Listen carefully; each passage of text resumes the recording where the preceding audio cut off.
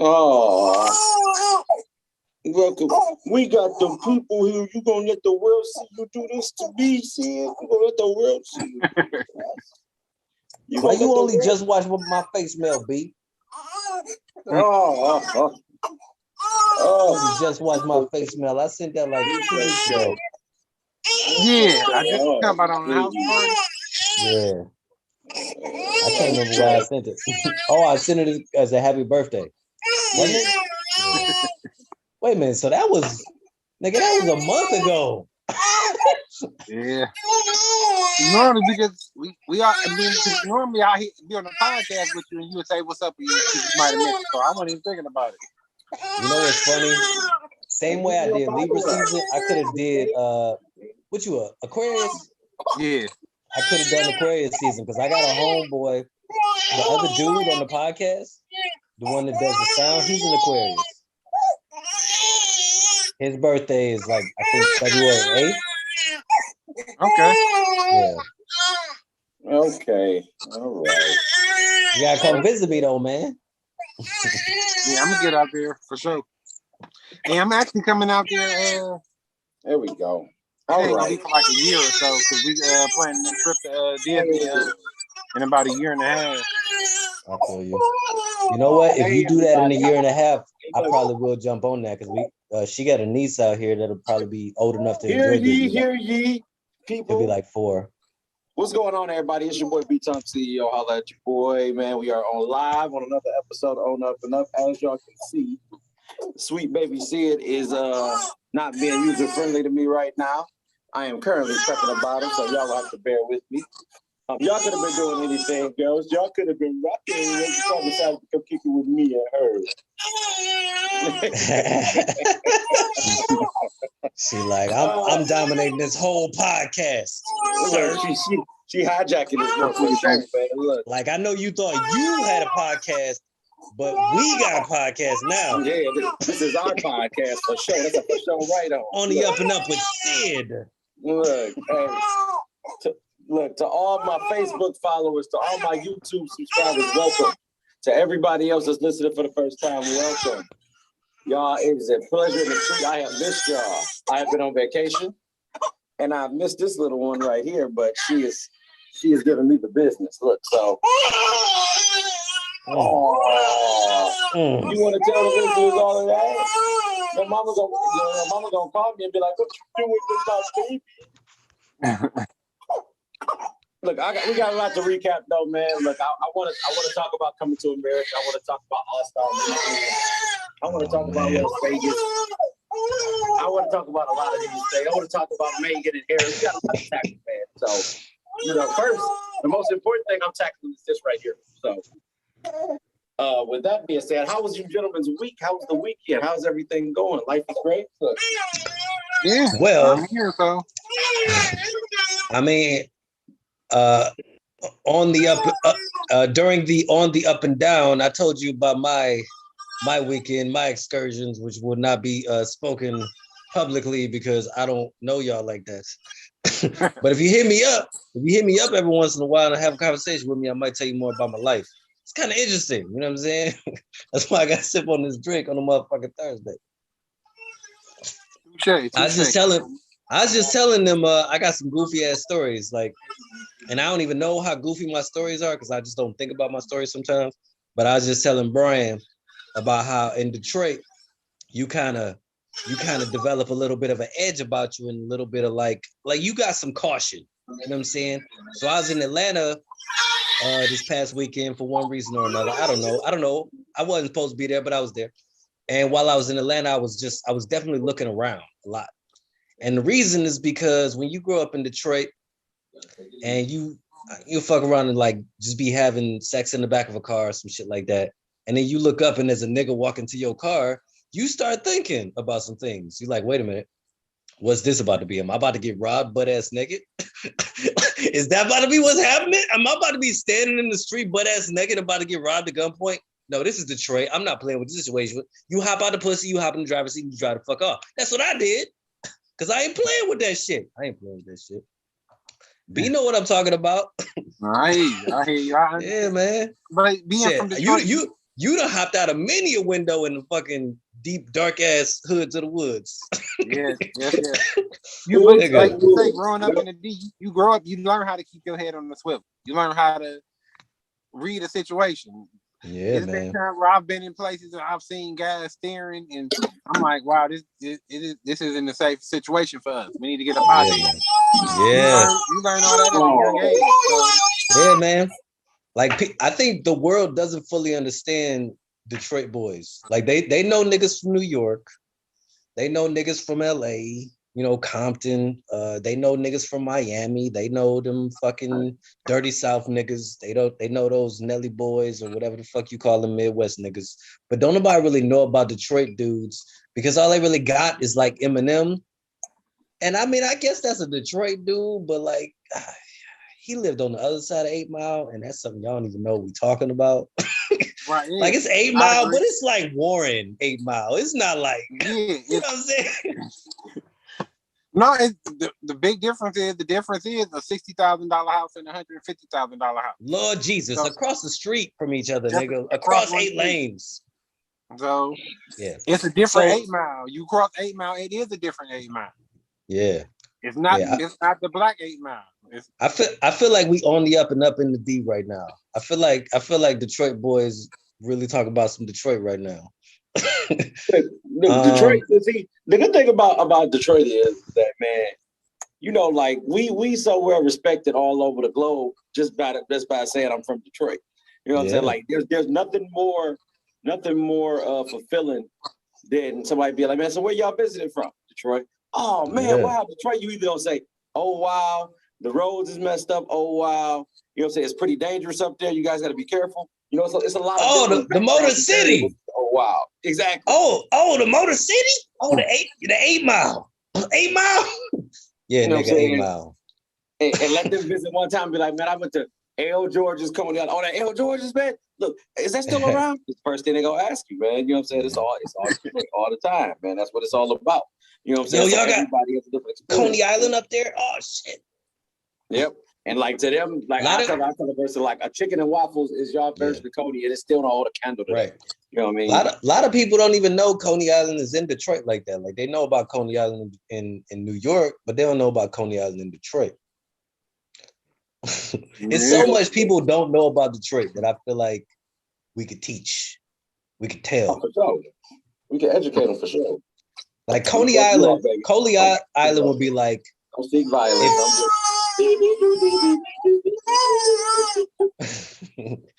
So like, it's my turn to talk. All right, y'all been talking. It's my turn. Okay, see, and that is so.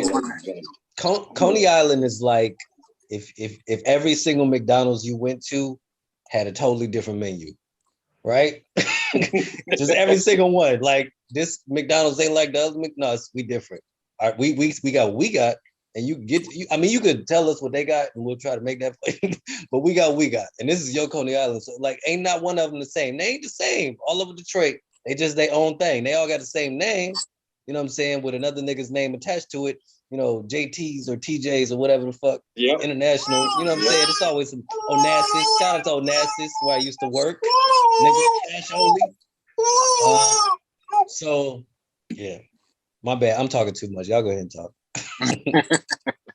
Nah, but that's real though. Like the Coney Island, you know, scene has always been a staple of Detroit. Like everybody knows that. Whatever. That's like as I live and breathe type shit. You know what I'm saying? And if you in the classics, you're gonna be like, man, the first thing somebody gonna get, especially if it's on a random drunk night or a random hot day, is I'm getting a 9-piece wing with the deluxe boy with the toast on that bud. Hey. We get them wings, dog. Yo, in the motherfucking yo, I feel like Detroit is the only city with bulletproof drive-throughs. It's okay. Yeah. You know what I'm talking about?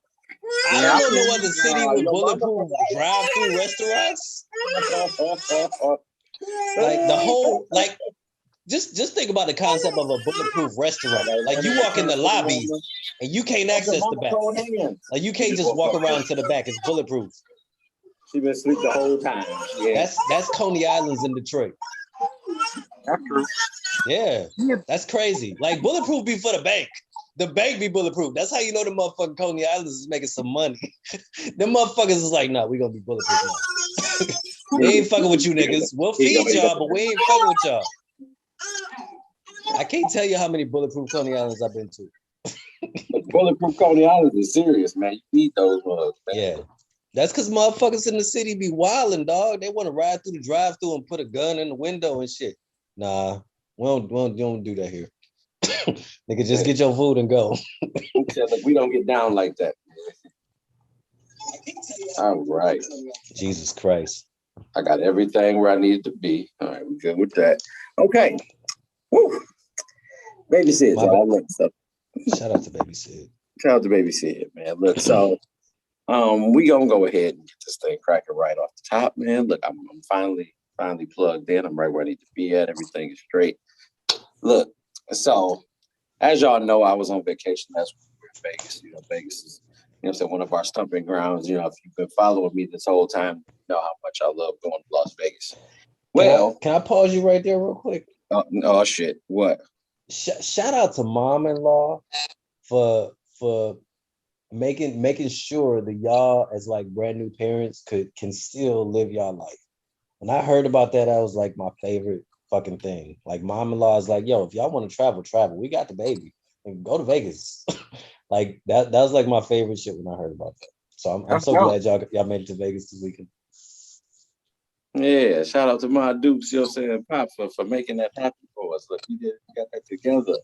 Yeah. You know what I'm saying? Oh, your mom-in-law is like one of my favorite people that I don't be around enough. Look, man. Hey, look, we was playing Catan. It was like, man, we thought about your ass. And it's always good times to be had on that Catan shit, man. Look, yeah. All right. Whew. Lots of time, lots of shit to get to. I got my mind right. Vegas. Okay, so you know, we just had to unplug. We needed that. That was a Christmas gift that was bought on Christmas. I'll say it was a Christmas gift that was bought. Was it on New Year's? So it was a New Year's Christmas gift. New year, new beginnings, fresh start. Get your mind back right. It was really a recharge because COVID had really kicked everybody's ass. You done with the year. The year was just like, you know what I'm saying? You feeling some type of way. You know, you're really just trying to bring it all back to full circle or whatever. So I get that gift. I'm like, I got 60 days before I go there. I'm like, I'm ready to go right now. But full SpongeBob. Right. You feel me? Let's get Sid here first. Let's get the baby in order and everything is gonna be all right. You know what I'm saying? Everything came together. You know what I'm saying? Sweet baby Sid is in the building. Boom, there you go. Let me ask you a question. To Vegas. Let me ask you a question. Shoot. How many times did you think about Sid in Vegas? Pretty often. You know, I got the video caller. We got to watch her and actually see her, and you know, they show us a lot of new fun tricks or whatever. You know what I'm saying? Like, yeah, the person you really need to be asking is Courtney. I bet. I already know the answer. That was a rhetorical question, nigga. Too many times to count. Too many times to count. Like I was skipping drinks thinking about the baby. Like I know. First trip after the baby, like, is she okay? Is she okay? I hope she's okay. She better be okay. You know what I'm saying? Exactly. No, look, facts, bro. Facts. It is like, you know what I'm saying? I'm just sitting there like it was video call. He was like, hey, let me step outside real quick. All right, video call right there. Hey, you know what I'm saying? Let me go right here. Video call real quick before we go. All right, we want to eat. Video call for the eat. I'm like, all right, bet, baby. You know what I'm saying? She's sitting there happy. She look cool. She's like, she don't even miss us. I was like, she miss us. You know what I'm saying? Don't even worry about it. You know, really trying to. See, that's so Courtney, like, she don't even miss us. Yo, you in Vegas. Shut up. Go Vegas. Hey, look. The baby don't miss me. Look, real shit though. Look, we found a dog ass dive bar in the midst of all that stuff. You know what I'm saying? I want to shout out Stage Door. Thank you. But look, I was about to say Stage Coach again. Shout out Stage Door. You know what I'm saying? Las Vegas, right behind the damn Cromwell. I should know that, considering I had a whole drunk run on that. That's neither here nor there. You know what I'm saying? Shout out to, you know what I'm saying, behind the Cromwell though, man. Like, it's a dog ass dive bar, man. Like, real. And it got a Detroit feel to it. You know, that's what make you feel right at home, because you be like, man, wow, this looks like an unseated area for people that ain't supposed to be here. You know what I'm saying? And then you say, oh, it feels like I might get robbed over here. I like it. Look, it's like, this is nice. Okay, cool. You know, and like I had met somebody that remained anonymous for the sake of all intents and purposes. And the dude was sitting there having a conversation with a young lady and a young lady's escort. So yeah, I dressed that up real nice. Don't repeat anything I'm saying to y'all. Don't add for clarity. I'm gonna get y'all there. I'm gonna get y'all there. Look. So, he like, man, you know what I'm saying? He's sitting there doing some things. He's up there hitting me with the move, with the move like these. So, I automatically think what that move is already. You know what I'm saying? You like to partake in different paraphernalia. So it's all good. Do you? This motherfucker speaking all the codes. I don't know what the fuck going on. you speaking too much code, dog. I'm too slow for this. When you come back and watch this, you're gonna be like, okay, that's what he meant. That's where he was at. Look, the beauty of it. See, look, I'm snapping you. Shout out to Only Up and Down. I can't wait. You did? Look. So, you know what I'm saying? He like, yeah, man, I look at Courtney, I look at Krista, I'm like, hey. I said, my mans might be dipping and dabbing in the stuff or whatever. They're like, you done made friends. I didn't, but for all my intents and purposes, I'm gonna dress it up real nice. You know what I'm saying? Brandon got all the daddy catchphrases. It's like he dipping and dabbing. You know what I'm saying? Look. I don't know what that means. I'm trying to figure out what dipping and dabbing is. All right, my man dipping and dabbing. Let's move on. I hear you, B. Go ahead, keep going. So I'm like, dog, like, you done made friends with that guy, with the crack guy. You know what I'm saying? The guy that got the dipping and dabbing ass. Yeah, the dipping and dabbing ass. You know what I'm saying? You made friends with the dipping and dabbing guy. And I'm like, I really didn't. He was just telling me a bunch of random stories. That's what people in Vegas do. That's random stories. Yo, them stories is so dope if you on the right buzz. That's some dope ass stories. And that's the way I was feeling. I'm like, man, we 6 shots in. Everybody buying rounds. And think about it like this. Them stories, like if you high and drunk and you hear a story that ain't got no beginning and no end. It's just in the middle of the story. That's the whole story. You like, yo, wait a minute. Did I miss the beginning? What did he didn't say the beginning. And the story don't end. Ain't no end. All right, whatever. Yo, that's a fun ass story. You having fun immediately. This is a fascinating story. Very interesting. Yeah. Please tell me more. Look. Damn, so it's new characters every time you say a new name, it's a new character. All right, dog. This story is crazy. Look. Is anybody related? Are these humans? God, look, so I'm like, bro, oh, this is for real. I'm like, oh, they get this bug together there. I know that story. I know them stories, man. The kicker was he proceeded to talk to the escort, to the girl, and then, you know what I'm saying, her escort got jealous because he was talking to her. Ain't she here to make money though? Like if she here to make money, you can't even be mad at that. You look like her work there. Okay, well, to the escort's point, he knew what she was talking to. Like, you ain't getting no money out of this nigga. Why this nigga talking? You know what I'm saying? He's like, this is not a money situation. There's no money to be had right here. This is a waste of time. You know what I'm saying? Yeah, I'm with the escort on that one.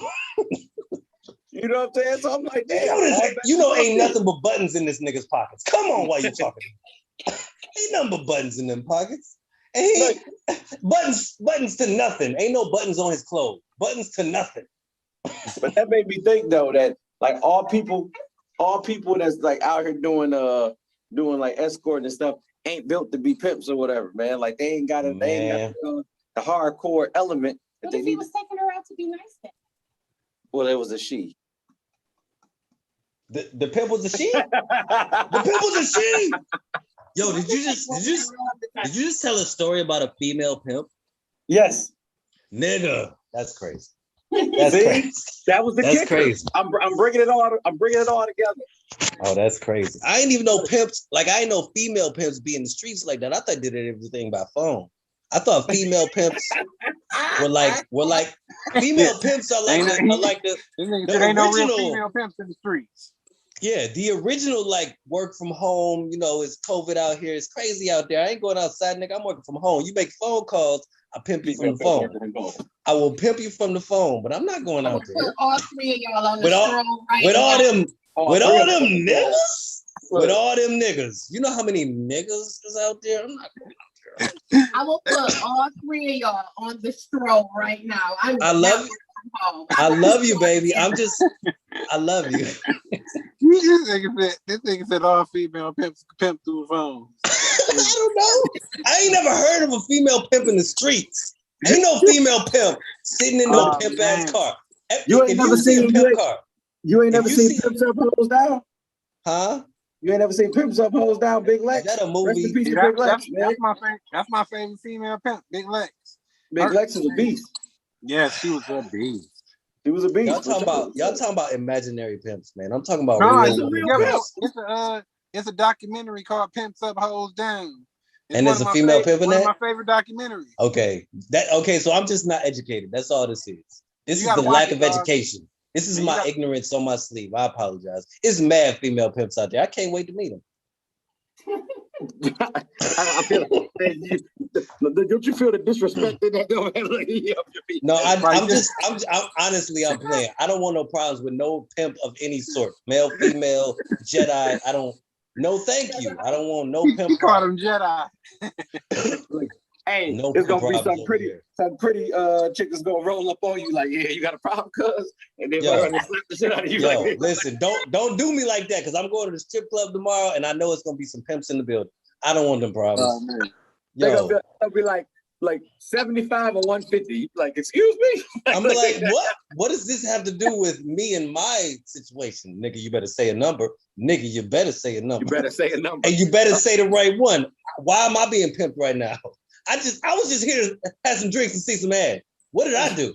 They're gonna be like, otherwise Chip is gonna go upside your head. Well, who the hell is Chip? Nigga, who? Ship? Did you say Ship? Yo, why they call him Ship, dog? Because he big as the Titanic, bitch. Yeah, look. Because he big as the Titanic. That's why. You gonna see Big Money right there. Who the hell's Big Money? He gonna roll up on you so cold. Like, I don't want big money problems. Man, honestly, I don't want these problems. Please, look. I'm coming out of 2020, man. I got PTSD. Please leave me alone. Look, please let me be. 2021. Look, shout out to the female pimps in 2021, man. Female pimps. That is hard out here. Shout out to the female pimps. You know what I'm saying? All right. They all got iPhones. They all got, man, what? Look. Of course they got iPhones. Of course they got iPhones. And they run the Zoom video meetings, man. Of course they are. Yo, female pimps are so professional. You understand? What's more professional than a female pimp? You understand? They supposed to be running offices, but they running hoes, dog. Because that's what they into. They do this by choice. They wasn't forced into this. This is a choice. Nigga, I'm better with hoes than I am with fucking managers and emails, dog. Hoes are way easier to run. Look, every fuck they be like, yeah, cuz I fuck around and pull my dildo and slap your bitch ass. Like, yo, dog. Can you imagine being in the streets, minding your business, and you say the wrong thing to a female pimp and you get a fucking black dildo across the face just randomly? Just randomly? Like, you not even gonna know what you got hit with. You gonna look up like, what did you just, am I cut? Did she cut me? Am I cut? Dog, am I cut? Was that a gun? I feel like that was a gun. What else does a pimp have besides a gun? She ain't got no black dildo. I swear to God, she ain't got no black dildo. I didn't just get hit with a black dildo on 8 Mile. Not here. Not my life. That's not part of my life. That is not in my biography. That is not in the story of my life. Fuck that. We gotta start the show, man. I'm sorry, dog. I'm sorry, but I just got hit in the face with a black dildo. I got to listen. You talking about the black dildo? Dog, if I was in Atlanta this past weekend and then I went to the bank and I got hit in the face with a black dildo, dog, I'm going home. I'm not helping nobody today. I got hit in the face with a black dildo. This is some bullshit. That's why I'm fucking with the city like that. Hey, look, is you gonna tell anybody what happened though? Of course. Nigga, I do a podcast. I gotta talk about it. That's why I'm going home, because I'm like, yo, this has already been too interesting. It's already been too interesting. It's only up from here. I'm not having that type of night. I'm gonna be like seven pimps, and they're all gonna be armed with black dildos. I don't need those problems. You in a movie, nigga. If the first thing that happens to you when you show up to a new city that you don't really be in like that is you get hit in the face with a black dildo, you are on a movie.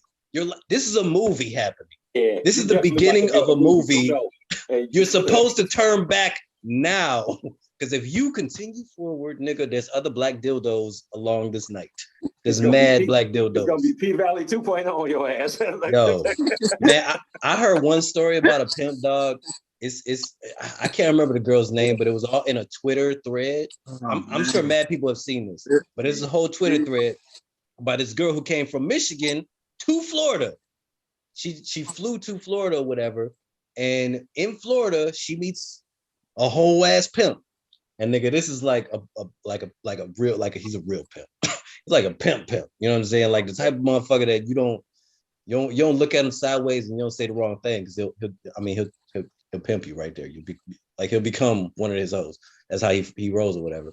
So she tells this whole fucked up crazy ass story about her girl being a hoe to this pimp, and her boyfriend was along the trip. You understand? Like her boyfriend was there while this hoe was being pimped.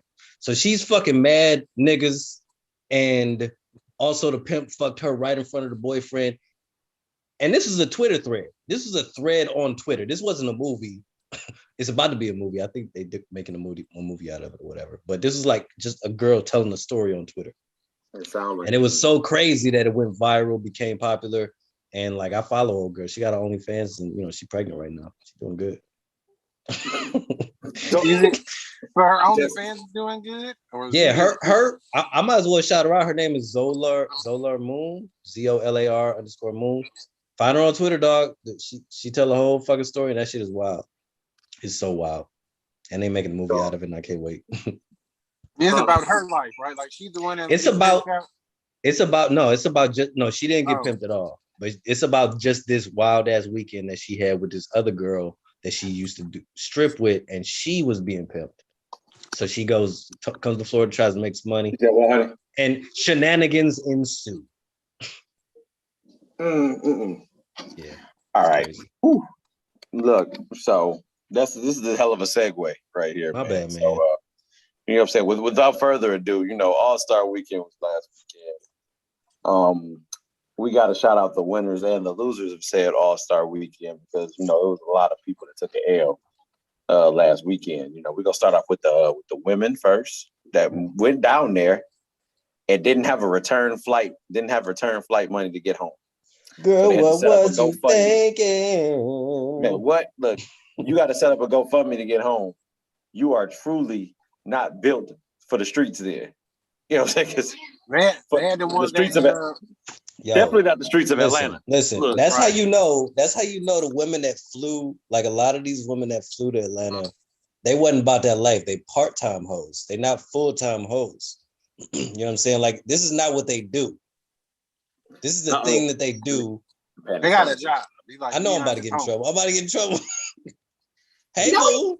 You are not about to get in trouble. Them hoes are the worst type of hoes. If you get a one-way ticket to Atlanta and don't have enough money to get home from Atlanta, like Spirit be running Atlanta to Detroit flights for like $20-$30. You got resources, bitch. You got resources.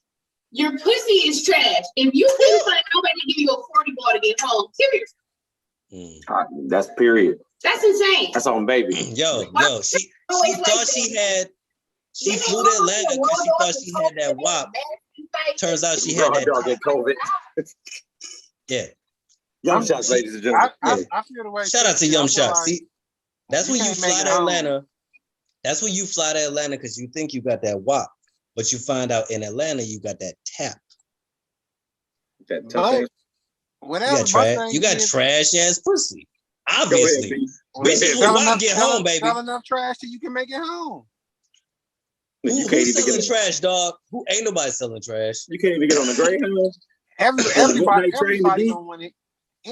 Niggas smash bitches for less. So even if it's trash, niggas gonna try to see what it's like. Okay, here's the problem. Here's the problem. Here's the problem with that. Let's say you flew to Atlanta for All-Star Weekend because you feel like you got that WAP. Okay, I'm listening. And then somehow, by some happenstance, you gotta hit the Greyhound to get home. Like you gotta find a way to get home on Greyhound and nobody find out. And so people gonna be like, hey, how'd you get home? Yeah, like I mean, I just you can't say nothing. You can't say nothing, or you're gonna lie, but you can't say you took a Greyhound. You can't say you flew to Atlanta and took a Greyhound home. You can't say those words. Why You not? could say that you took an extended limousine home. There's a lot of people. Right. Why not? Yeah, you can lie your ass off. You took a shower. But if you flew to Atlanta and then you took a Greyhound home, you might as well just say, "And my pussy is trash." Right after you say all that shit. And my pussy is trash. That's what we're trying to say here. Like my pussy have an nasty bag attached to your leg. My pussy failed all the All-Star Weekend auditions. Every single one. Every single thing I tried out for, I failed. It was a P-tap. I was popping trash ass pussy. That's the All-Star game. Yo, that trash ass pussy should stay at home. That's stay at home ass pussy. Don't put that shit out here. Look, you knew you shouldn't have been out. Something got her down there. What got her down there? Her nigga, her stimulus check. That's what got her down there. Biden ain't stimulating your ass back home, bitch. It ain't happening. She got an OnlyFans account too. Look. Shout out to OnlyFans, man. OnlyFans account that only friends support it. You be like, God damn. Like, hey, this don't sound. You know the phone numbers of everybody that follow your OnlyFans. That's goofy. You ain't supposed to know the phone numbers of everybody that know your OnlyFans. Like you ain't supposed to be able to text them right after. Like, did y'all like that? How'd y'all feel about that last? I wish I would have looked at her OnlyFans page because you know bitches OnlyFans page is trash when that shit be like $1.50 a month. You be like, you want $1.50 a month? Oh, you are hilarious, dog. Yo. You are hilarious. Yo, the discount OnlyFans, dog. The Dollar General OnlyFans. Yo, motherfuckers gonna get gift cards to your OnlyFans at the motherfucking Family Dollar? Is that what you saying to me? Is that what you saying? That's what I'm saying. You know your OnlyFans trash when it's $1.50 a month. That's holy shit. Yo, your OnlyFans got fucked. Your OnlyFans is in the line at Target next to the motherfucking $5 fucking Olive Garden. Damn man.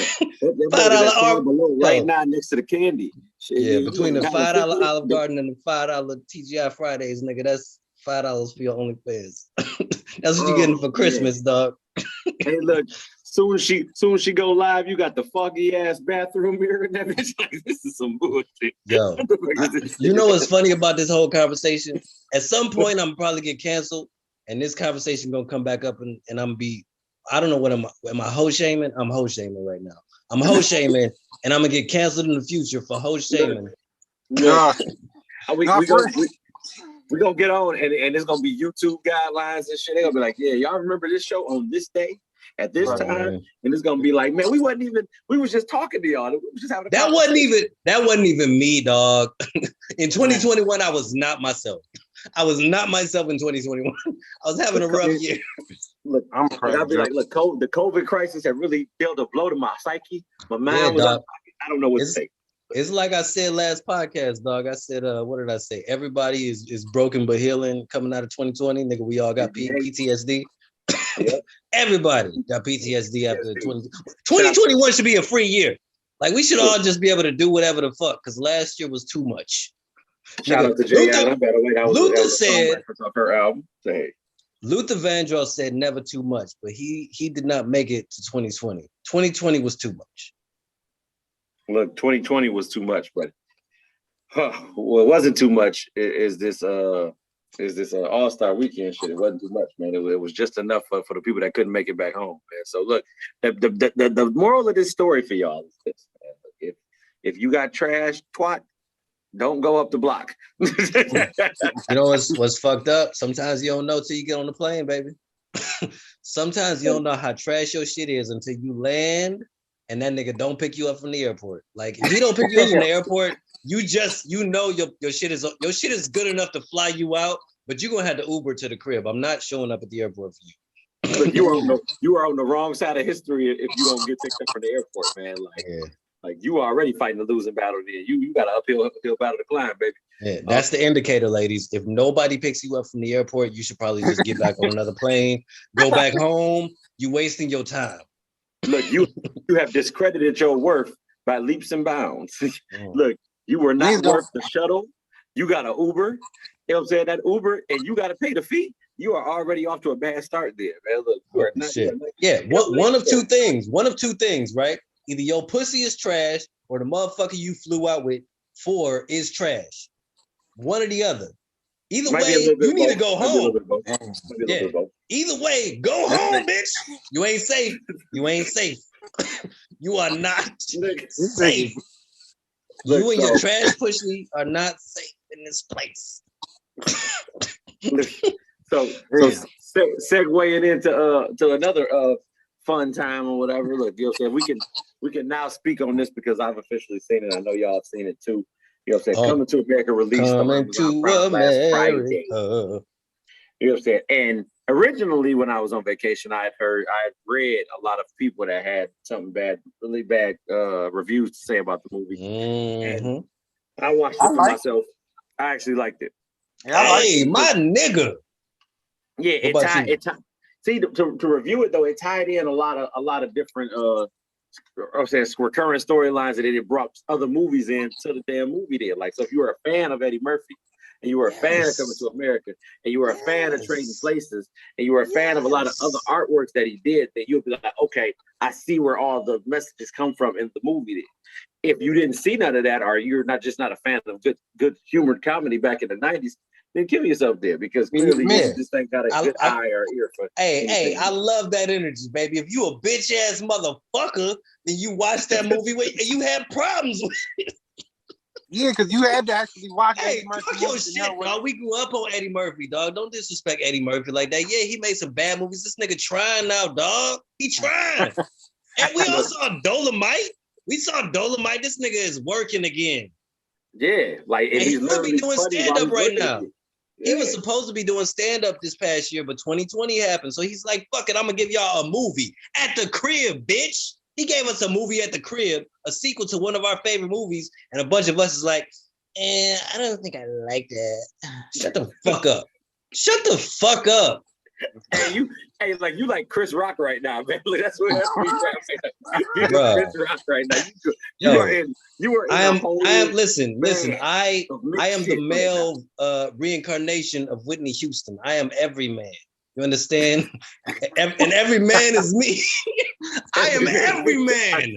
Hey, sir. look. Hey, Bro, I hear you.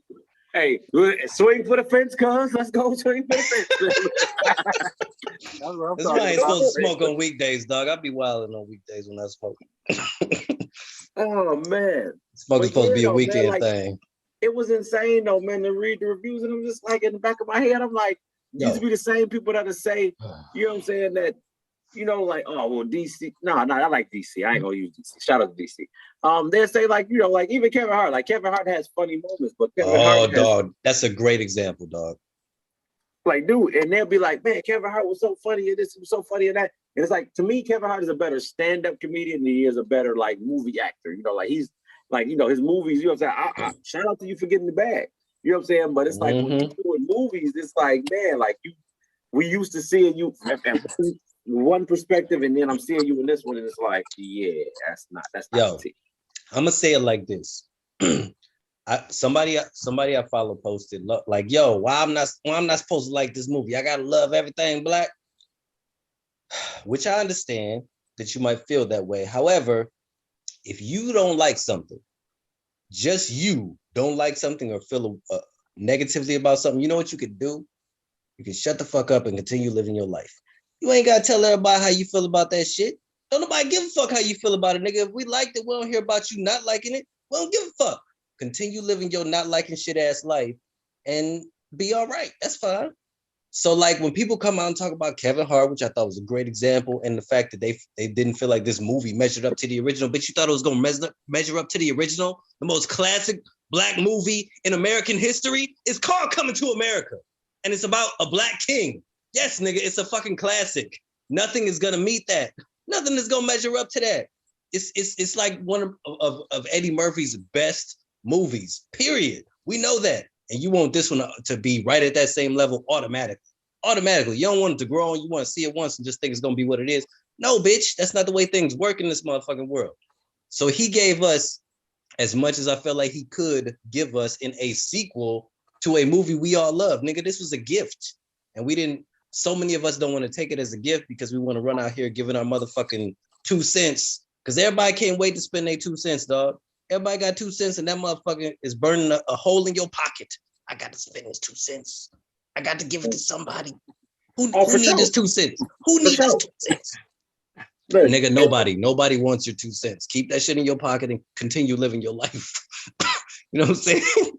So I appreciate it. Like, I appreciate positivity. I appreciate people try to uplift things. So if your automatic reaction is I didn't like this, you can keep that to yourself and continue living. Don't nobody gotta know about it. You can just, if somebody asks you, you can say I don't really like it. I didn't like it. And then continue living. You know what I'm saying? Like I don't like a lot of things. You know what I'm saying? Like if people start talking to me about the Bible, I'm probably gonna talk a little negative.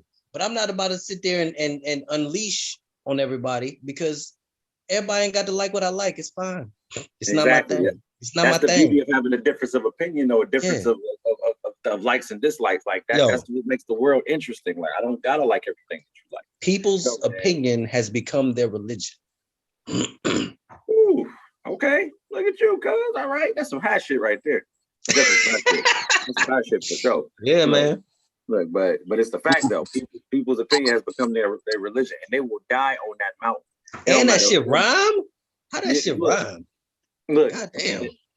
But they'll die on that mountain though. They sure will. Try to talk you to death. Niggas are suicidal on them motherfucking mountains about their opinion, dog. Shut up. Yep. Shut up. Look, please have several seats and mind the business that pays you. But we won't. But that's neither here nor there though. So. You know what I'm saying? Yeah, to anybody that didn't like it, yeah, y'all kick or whatever, man. Like to people that did, if you've seen all the Easter eggs and the little gems in the movie, you know what I'm saying? Like I'll give you an example of one of them. Like he was interviewing with my man's in the office or whatever. They had the picture behind him or whatever. The picture, he was like, yeah. You know what I'm saying? Who's that old guy right behind you? Like, that's Duke. He's like, that's my great grandfather or whatever. You know what I'm saying? That you had to revert back to trading places because remember they lost the money during the stock exchange or whatever. They were buying orange juice. You know what I'm saying? And he ended up having a heart attack at the end. Like, fuck him, turn those machines back on. You know what I'm saying? Yeah, man, flipped it to Coming to America and they was homeless on the street and he gave them a bag full of money. I remember that. What I mean? That's what got them back on their feet. Randolph. Did y'all read about the one guy who played the Soul Glow like millionaire or whatever? Why he was supposed to be in the movie. They had a whole joke set up for him or whatever, but he was like, I don't really want to do that. Did you hear about that? Yeah, he said he didn't want to do it or whatever. Yeah, and it was the whole joke was just like gonna be him instead of like selling Soul Glow now, like the motherfucker is old and he bald. So he was gonna have like a Soul Glow wig on or whatever, and then he's gonna be on TV doing a commercial. It was gonna be in the background of one of the scenes, and he was gonna do you want to regrow your hair or some shit? I don't know, but it was supposed to be funny. Like it would have been really dope. Our hair and weave products is really taking off, man. Look. Yeah, dog. Yeah, so like it did its best to give you as much as it could, and. Now I'll say this: I didn't think it was the funniest movie. It didn't make me laugh a lot, but I mean, I don't know. I liked it. I like where it was headed. I liked everything about it. There was more to appreciate about that movie besides the humor. Is what I mean to say.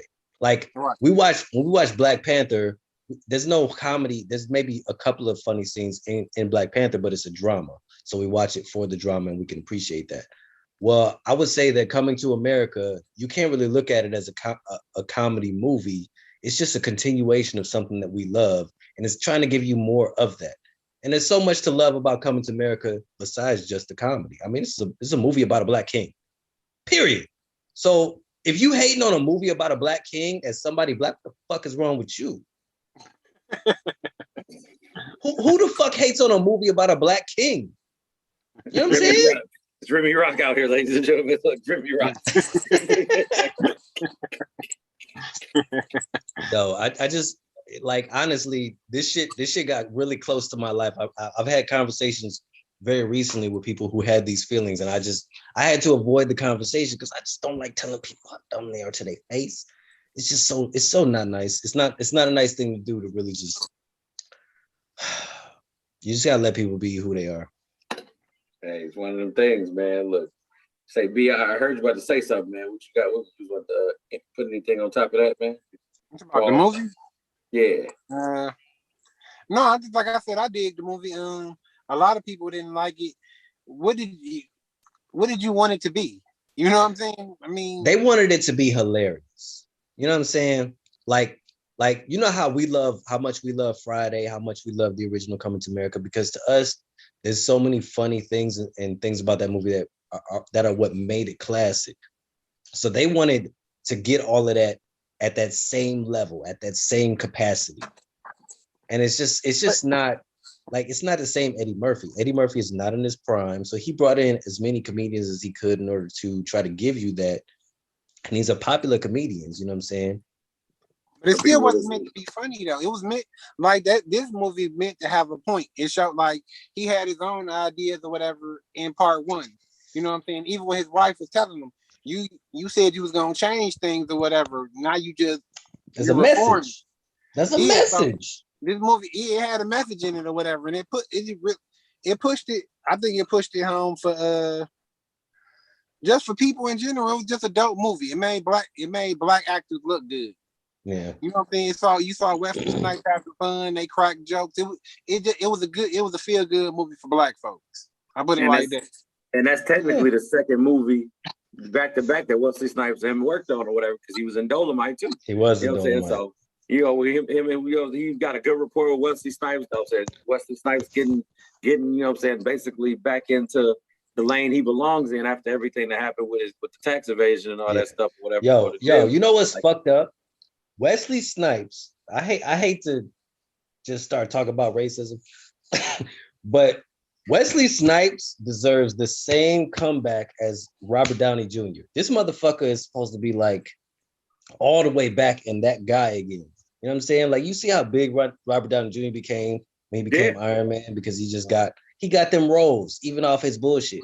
But a motherfucker like Wesley Snipes, all he could do is like, you know, villain characters or like sidekick characters or whatever. Ain't nobody giving him no movies. What type of bullshit is that? Wesley Snipes is still an amazing actor. He is so entertaining in these roles. Yeah, and technically, Wesley, since then he's had an NBC show. They canceled the damn show or whatever. It was called The Gambler or something like that. But I was mad they canceled that show or whatever. Yeah, that was dope as hell. Yeah. I thought they were gonna get a second season of that for show or whatever, man. Yeah. Ain't no advertisements around it. See, I ain't even know about this show. So it didn't even hit my radar. Yeah, it came and gone so damn quick or whatever, And then he did a lot of straight to DVD type movies or whatever, man. Like not A-list movies, but like B-lister, C-lister movies or whatever. You know what I'm saying, with star power. But they didn't gain enough traction for him to really get the reception that was supposed to be got. Like, if you were a fan of Wesley Snipes, you watched him. Like, I watched him. You know what I'm saying? And I actually might have enjoyed him. But to somebody else, they might be like, man, that's just some low-budget movie right there you seen on Netflix, or you seen over here, over there. You know what I mean? So I think that he's gonna make his traction. I think Coming to America is gonna like really get him back to where he's supposed to be at. You know what I'm saying? Like, and then he should be able to direct and star and do anything he want to do in that.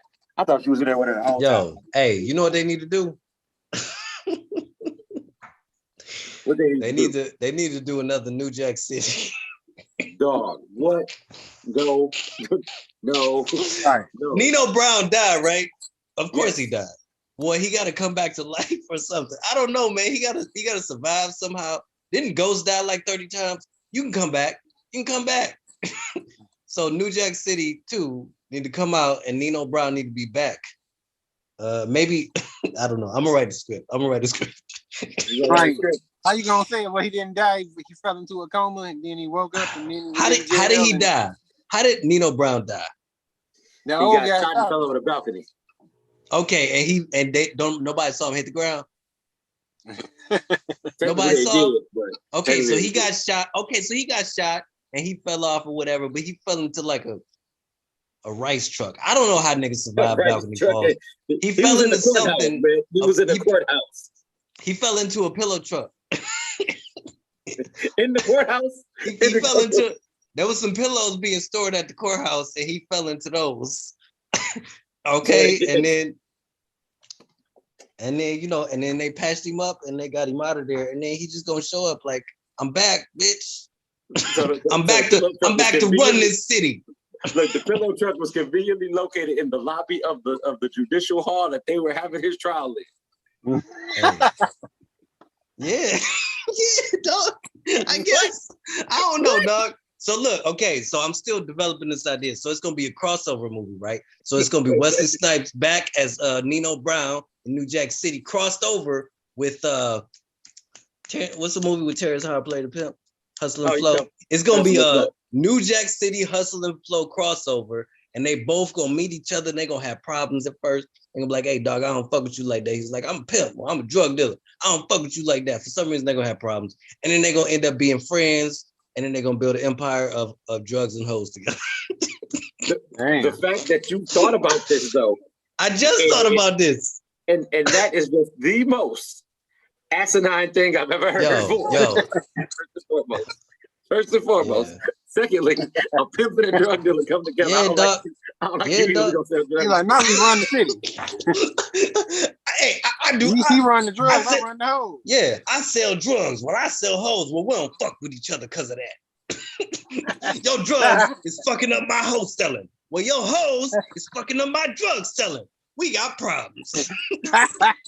so look, where does the music come in at from Hustle and Flow there for New Jack City and crossover? Where the music come in? You're right. You're right. He a musician now. He not even a pimp no more. I forgot about that part. Okay, so he gonna have to go.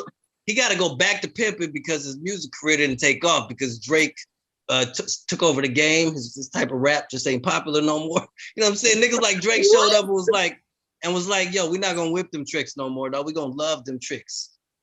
We gonna love them tricks. We need love out here in these streets. You know what I'm saying? Motherfucker like Drake take over. Can't nobody from Hustle and Flow. What's the dude's name? I don't remember his name. I just know he said Maine a lot. No, I don't know the character's name. But yeah, man, he gonna be like, hey man, we got Drake out here, man. Drake out here, he making everybody want to love bitches or whatever. So I can't be pimping the bitches like I used to no more. You know what I'm saying?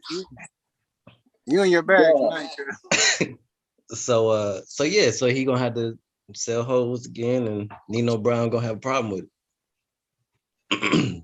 Oh my god, man! So I'm writing the script right now. We writing the script. We got a modern day John Singleton right here doing this thing, man. Look. Hey, they call me Remy Mulatto. His name was DJ, by the way. Okay, I knew that. Yep. That's messed up. That's kind of funny that I remember Nino Brown. You just remember that. That's how you know that that Wesley Snipes played the shit out of that role because he sold you Nino Brown. Like I'm Nino Brown, bitch. Yeah. See, and the thing was, they almost tried to typecast Wesley Snipes in that. They tried to, of course, because he killed that shit. He should have won an Oscar for that role way before Denzel won an Oscar for fucking Training Day. Like Nino Brown. Like if anything, you could look at Nino Brown and be like, "Yo, man, the motherfucker that he played in Training Day, same type of swag, same type of vibe. You know what I'm saying? A very charismatic. I say what the fuck I want to whoever I want type of vibe. But the problem was all the rest of the acting in that movie in New Jack City was bad. Like it was bad. That was like what? I think it was Ice-T's first movie or some shit. I don't know. He was bad in it though. I just remember he was really bad. It wasn't his first movie, but it wasn't his first movie, but it was one of his first 5 movies or whatever. He had a movie before that. Yeah, he was or whatever. He was still learning his acting skills. Like he was still working it. Like he wasn't the Ice-T of late that has been killing it in Law and Order for 20 years straight. You know what I'm saying? He was early, you know what I'm saying? This was before New York Undercover. You remember when he was in New York Undercover? That's when he became an actor right there. Yeah. You gotta play a bad guy to really become an actor, I think. For real. See, but that's not entirely true though. See, I can stop you right there. You don't have to become a bad guy to become a great actor. Remember, and the late great Chadwick Boseman was actually a great actor. For sure. And he never played a bad guy. They had an episode where he played a bad guy and he didn't let them air that episode because he didn't want to be known for that, because he didn't want to get typecast. So man, that motherfucker. The minute he did that, he couldn't find roles for a good minute or whatever. And then, he finally stumbled upon Jackie Robinson. He stumbled upon Thurgood Marshall. He stumbled upon James Brown. Like all these roles started coming to him. Denzel helped him get through school to make sure that would happen or whatever. Like he dedicated a whole speech to him and everything. And you got to get the full body of him in the light, not like seeing you as a pimp, not seeing you as a crackhead, not seeing you as a drug dealer. You know what I'm saying? You got to see the full embodiment of what we have to offer as true Black actors or whatever, man. And I thought that was the most amazing story ever. I'll always be able to recite that story word for word. Hey, rest in peace to Chadwick Boseman, man. And think about that. Like that you stupid. That positive, my girl offered my cat some weed, and he's like, "The fuck, I'm a cat." So that positivity, when you ride that level of positivity, like of course you're gonna play a Black king, like almost immediately. Like of course that's the guy we're gonna choose for Black Panther. Why wouldn't we choose him? This motherfucker has been in all of the like positive, you know what I'm saying, like all of the roles like that. You could think of Eddie Murphy in the same vein, going back to Coming to America, because he played not the first. I mean, I'm sure there was like other movies where it was Black kings, but especially like a big movie and why it's so big to us is because he played a Black king. And that's because if you look at every role he played up to that point, he was definitely playing positive roles, because it was comedy, or he was a cop, or he was a force for good in some way. So then him playing a Black king, that looks exactly like him. Let's do it. See, and it's like, and you made a point up to about the last six, and I'm gonna tell you why, because since we're fans of Eddie Murphy, I'm gonna turn. Oh, he did play. He played a villain. Yeah, so 48 hours. Technically, he was a con man in 48 hours. Okay. You know what I'm saying? Reggie Hammond, con man, all that good shit or whatever. Man. Went to jail, ended up helping the cops out. You know what I'm saying? Helping catch the people that stole his money. He was still a con man. So he like, I'm trying to help y'all catch them, but I still want my money back. I'm still a con man. But I'm a con man, but I'm working for the police. He's the anti-hero. Like he's a bad guy, but he's a right. You know what I'm saying? So that's one. Okay, two, you got Harlem Nights, where he wasn't really a king or a prince in his own right. He was a smooth killer, and he killed somebody younger because they gave him bad luck. Gave a man bad luck, shot him in the face. Bam, you dead. You know what I'm saying? Then he became quick as the fast talking, you know what I'm saying? No nonsense motherfucker, that rode alongside Richard Pryor. So, you know what I'm saying? He was a gangster. So and for the record, that movie, as far as it was concerned, the cops were the bad guys. The cops were made to be the bad guys. So he wasn't like, it's kind of like how like in American Gangster, Denzel technically plays a good guy, even though he's playing a thug, you know what I'm saying, a drug dealer. But he's just somebody, they humanize him enough to show that he's just somebody trying to feed his family. Yeah. So, but there's somebody just so happened to be Frank Lucas though, so it's like that. That happened to be an American Gangster. Just so happens. Do you understand? Yo, listen. I mean, I love Denzel, but him shooting Idris Elba in the face is one of the most gangster like scenes I've ever seen. You remember that scene from that movie? And he told him straight. Look, he was sitting at the restaurant talking to all his family and all his people he was putting on, and he like, oh, he right up the street. This motherfucker ain't got money. Hold on one second. I'll be back. I'll be back. Walked up the street. He got his people behind him. He like, man, look, I asked for money. You're supposed to have my money today. Where's my money at, man? Look. Yeah, like just put a glass on the table like this supposed to be. I want money in here right now. We talked about this last week. He's like, I ain't giving you shit. Okay. Boop.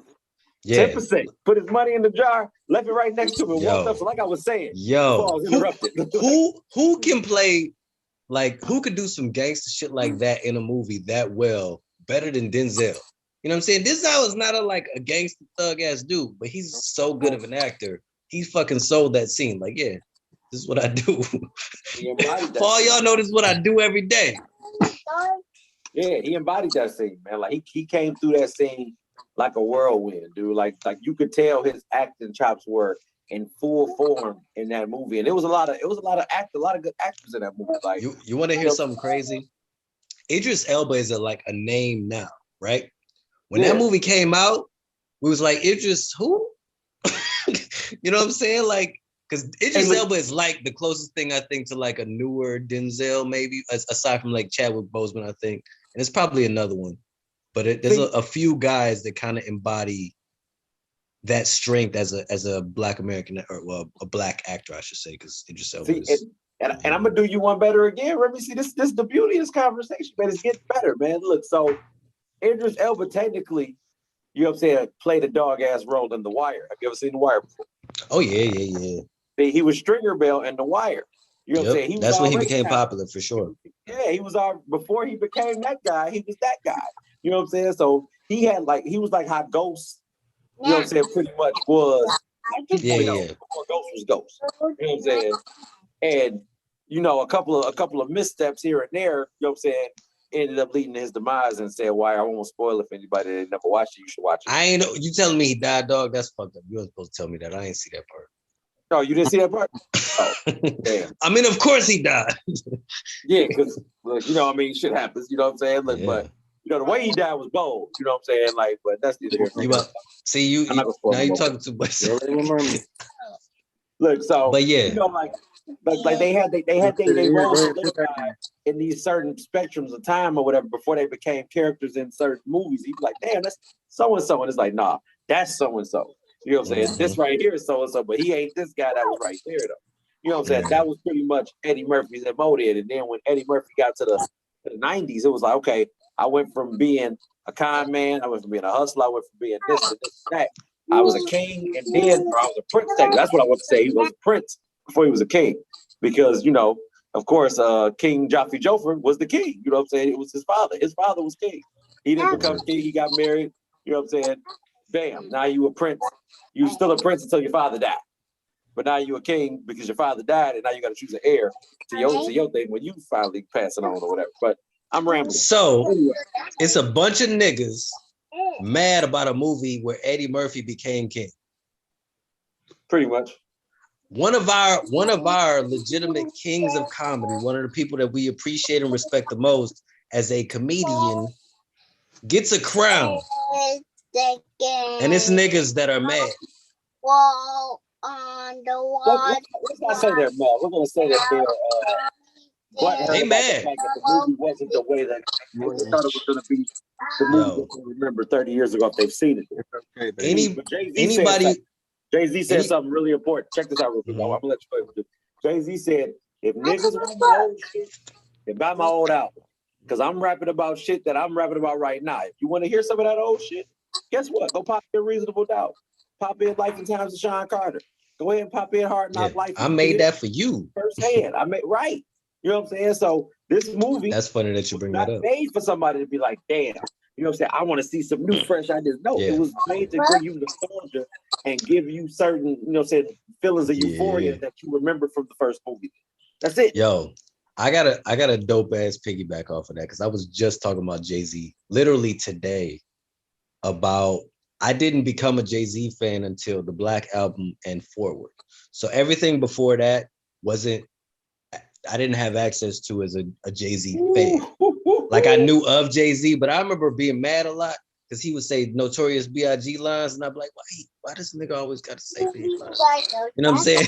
Stuff like that happened or whatever. But once the Black Album came, I listened to it. I appreciated it. I became a fan. I understood why this man was popular, excluding like the singles. Like I said, I heard him from afar. I liked some stuff here and there, but I wasn't like a Jay-Z fan.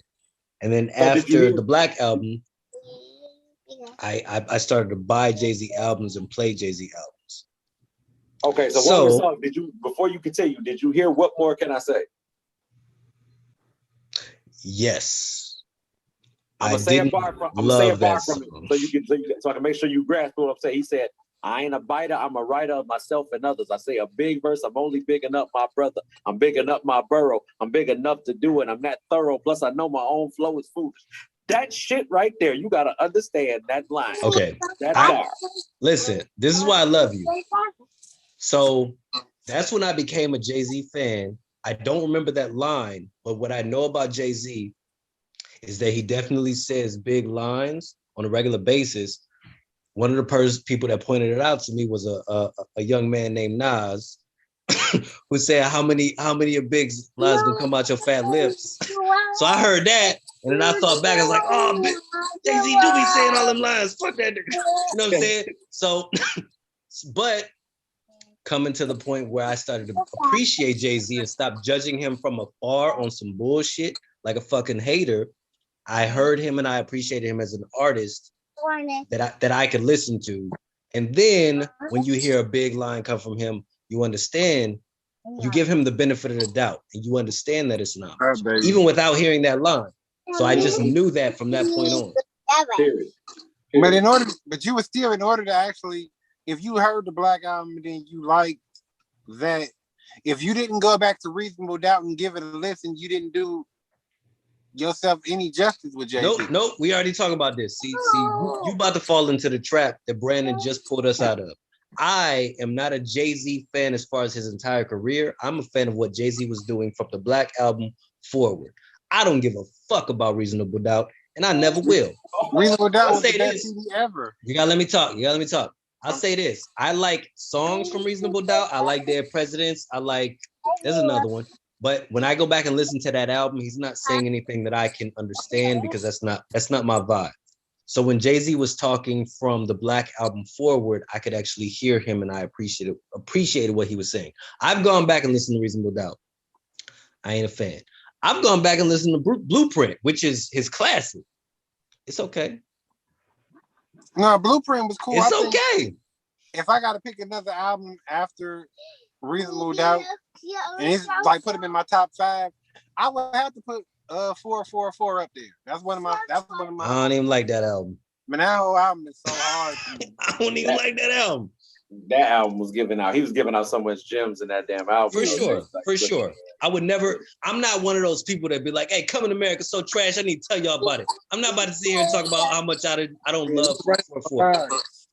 People who love it, please love it. Continue to love it. That's none of my business. I'm not gonna tell you it's trash. I haven't I like a couple of songs off of there. I love the whole song about OJ. That shit hit for me because I think I watched 30 for 30 maybe like a couple months before that, and then I hear this song and I'm like, yo, you right. You right though. Say this nigga spitting. Yeah. So I appreciate some stuff about 444, but it's just I feel like it's just not for me. That's one of the problems with people who think that something is wrong with art that they don't like. Nigga, this wasn't for you specifically. This was for people who are fans of Eddie Murphy and want to see him come back.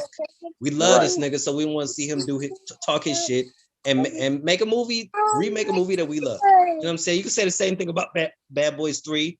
They came back because they was trying to give us something, again, that we loved. These niggas is trying to give us gifts, and niggas is like, I don't like that gift. Yeah, I don't want to see that present no more. They can keep that shit. But that's because people are critical anyway, though, man. Like everybody is critical of a lot of those things or whatever. Because, like I said, they got expectations in their mind, and they're impossible expectations or whatever. Like you won't hear me say, "All right, let me see." Well, this is the exception to the rule, because I think Equalizer 2 was better than Equalizer 1, in my opinion. But hey, can I hit you with a line real quick just before we move? All right. Ain't no hesitation for expectations. Yes, he takes a sip after that. All right, man. My bad. Just before we got past that. No, but like I was saying, like, no hesitation for expectation. I like that. You know what I'm saying? Like, bullet point that. Boom. You know what I'm saying? Like, but no, I'm saying though, like, think about it. Like with the Equalizer 1 and the Equalizer 2 or whatever, it's like, okay. You know what I'm saying? You can't be like, well, you know what I'm saying? The primary was better than the secondary one. That was an exception to the rule, depending on where you're at, on what side you're on. With the Equalizer, you've seen them both. However, you know what I'm saying? Like, if you was to watch, what's the movie that he did? The movie where he was trying to talk the bank robber out of getting out of the damn bank or whatever. No. The heist? Was it? No, it wasn't the heist. Denzel movie. I know what you're talking about. Yeah, it's a Spike Lee joint. Yeah.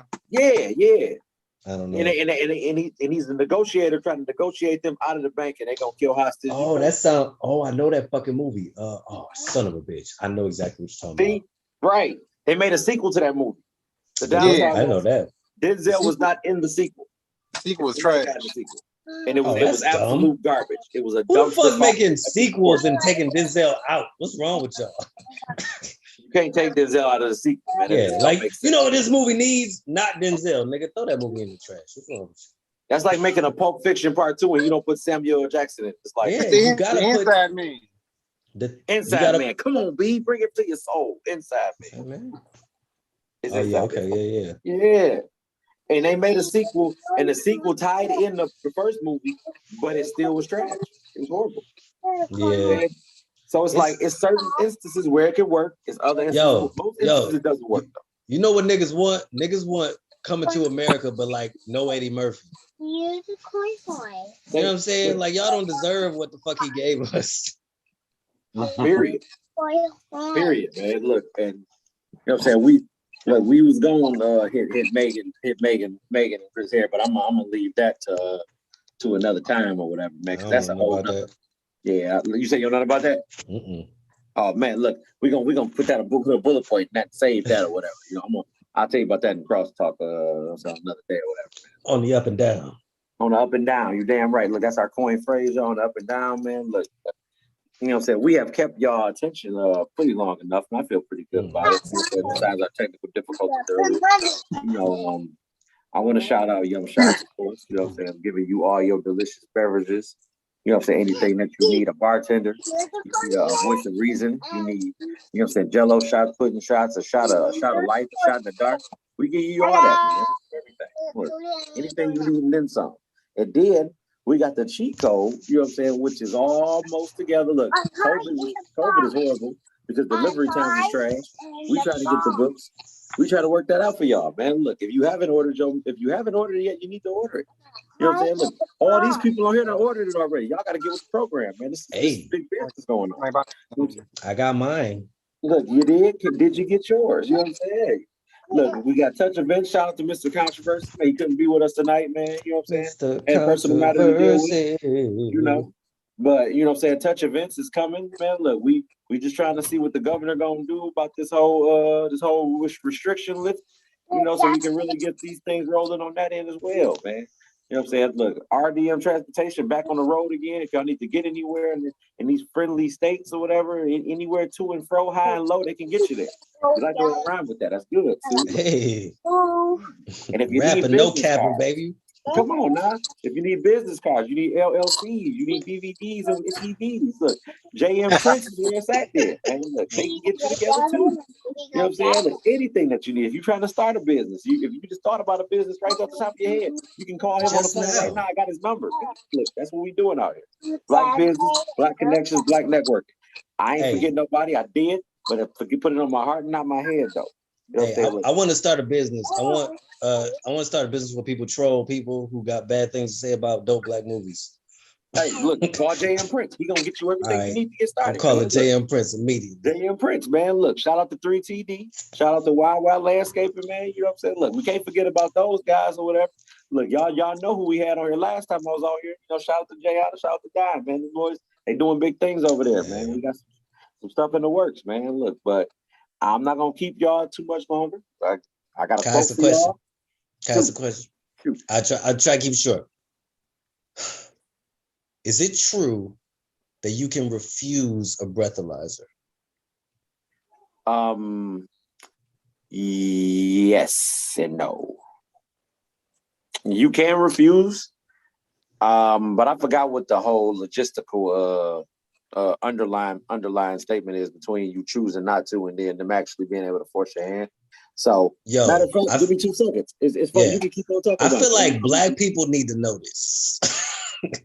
Okay. I need to know this. Hey, look, I'm looking it up right now. I have an answer. They catch us for so much bullshit that we should know the cheat codes. Like we need to teach each other the cheat codes and find out the cheat codes so that if shit goes down, if shit gets wild, we get a get out of jail free card, nigga. I ain't got lawyers on call. I ain't got cops on call. You know what I'm saying? Sometimes I just need to get out of jail free card.